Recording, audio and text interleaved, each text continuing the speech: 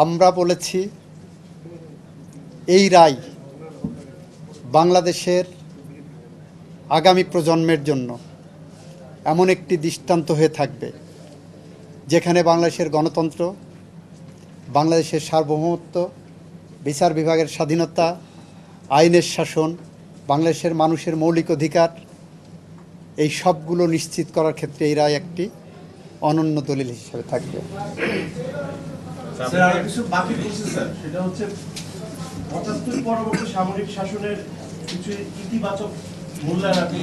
আমি বলেছি যে পৃথিবীর ইতিহাসে একটা অনন্য উদাহরণ হলো সামরিক শাসনে সে গণতন্ত্র উন্মোচন করে, সামরিক শাসনে সে মানুষের বাক স্বাধীনতা ফিরিয়ে দেয়, সামরিক শাসনে সে বিচার বিভাগের স্বাধীনতা ফিরিয়ে দেয়।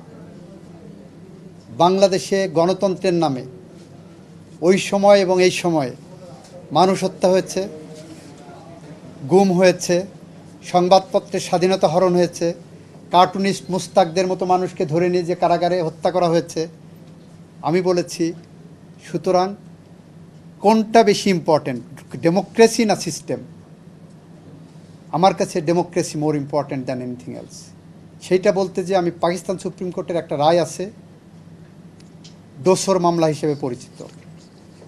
দোসর মামলায় পাকিস্তান সুপ্রিম কোর্ট বললেন যখন মানুষের গণতন্ত্র রুদ্ধ হয়ে যায়, সেই গণতান্ত্রিক পথ উত্তরণের জন্য, মানুষের ইচ্ছার প্রতিফলন ঘটানোর জন্য, মানুষকে শান্তি সমৃদ্ধির আলোকে ভরিয়ে তোলার জন্য সামরিক শাসনও কখনো কখনো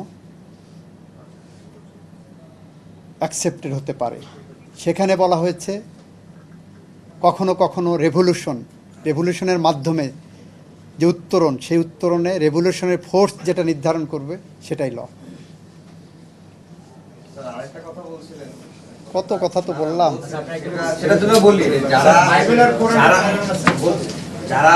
যারা তত্ত্বাবধায়ক সরকার বাতিলের পক্ষে ছিল তারা এখন দেশের বাইরে তত্ত্বাবধায়কের জন্য হাহাকার। আমাদের অ্যাডিশনাল অ্যাটর্নি জেনারেল দুইজন, ওনারা এই পয়েন্টে খুব সোচ্চার। যারা তত্ত্বাবধায়ক বাতিল চেয়েছিলেন তারা তত্ত্বাবধায়কের দাবি তুলেছেন। এটা নেক্সট ডেতে আইনি পরিকাঠামো 1950 সালে আমেরিকান সুপ্রিম কোর্টের একটা জাজমেন্টের মধ্যে এই সাবজেক্টের উপরে কিভাবে উত্তর দেওয়া হয়েছে ওটা নেক্সট ডেটে করবে। 72-এর বলছে যে 72-এর সংবিধান যদি এই জুলাই বিপ্লবালারা বিজয় শক্তি ঐক্যবদ্ধভাবে বলতে যে আমরা 72 সংবিধান চাই না, আমরা নতুন সংবিধান রচনা করতে ঐক্যবদ্ধভাবে, তাহলে সেটাই হতো সংবিধান। অ্যাজ এ হোল ছুঁড়ে ফেলতে চাইনি। এই জায়গাটা মিসকোট আপনারা করবেন না। 72 আমি বলেছি যে বিজয়ী শক্তি ঐক্যবদ্ধভাবে, তাদের মধ্যে বিভেদ থাকলে হবে না, ঐক্যবদ্ধভাবে হতে হবে। এই শব্দটা যদি চাইতো। আমি বলেছি যে আমাদের বাংলাদেশের মাঠে ঘাটে আলপথ মেঠোপথে লোকজন বলে হাকিম নড়ে তো হুকুম নড়ে না। খায়রুল হক সাহেবরা হুকুম নড়াই দিয়েছেন শর্ট অর্ডার এবং লং অর্ডারের মধ্য দিয়ে। ম্যাক্সিমাম 7 বছরের জেল এইটার জন্য। আমি বলেছি, পড়ে শুনিয়েছি, এটা মামলাও আছে। এইটাতে কেন চাবো? এই রিট পিটিশন তো এখানে ক্রিমিনাল কেস। আচ্ছা, ওনার একটা প্রশ্নের আছে কোরআন বাইবেল।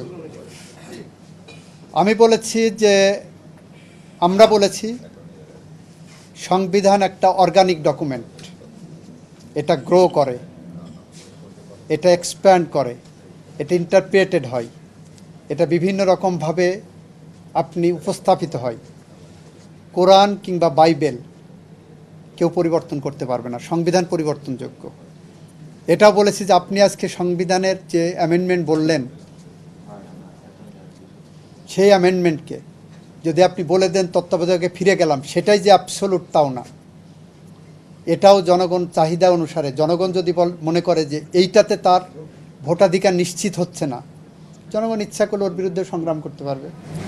মাননীয় অ্যাটর্নি জেনারেল, আমরা 8 দিন ধরে যে শুনানিটি শুনছি, সবারই দাবি হচ্ছে যে পরের নির্বাচন থেকে এটা ইমপ্লিমেন্ট হবে, তাহলে এই অন্তর্বর্তীকালীন সরকারের অধীনে যে একটা সুষ্ঠু নির্বাচন হবে, এই বিষয়ে সবাই নিশ্চিত হচ্ছে। ধীরে ধীরে আমাদের বলা এখনো শেষ হয়নি, অপেক্ষা করেন।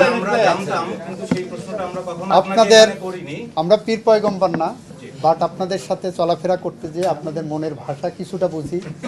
কোন প্রশ্ন করবেন সব প্রশ্নের উত্তর আমাদের আর্গুমেন্টের মধ্য দিয়ে শেষ করা। একটা প্রশ্ন যেটা আমরা কখনো করিনি, ঝিনাইদহের সাংবাদিকরা হয়তো বিভিন্ন সময় আপনাকে করেছে। আমি বলেছি যে সামরিক সরকারের করুণায় এই আওয়ামী লীগ আসছে।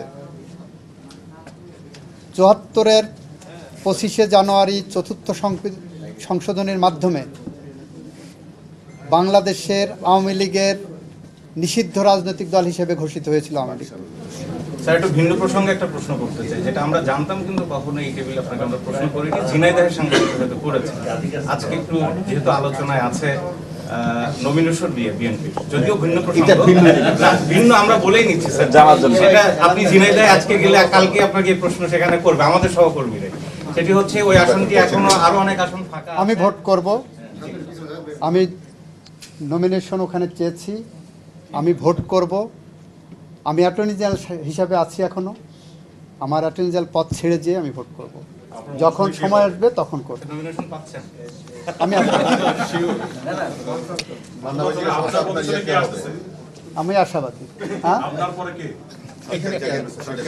সরকার ডিসিশন করবে। বাংলাদেশ যাকে মনে করেন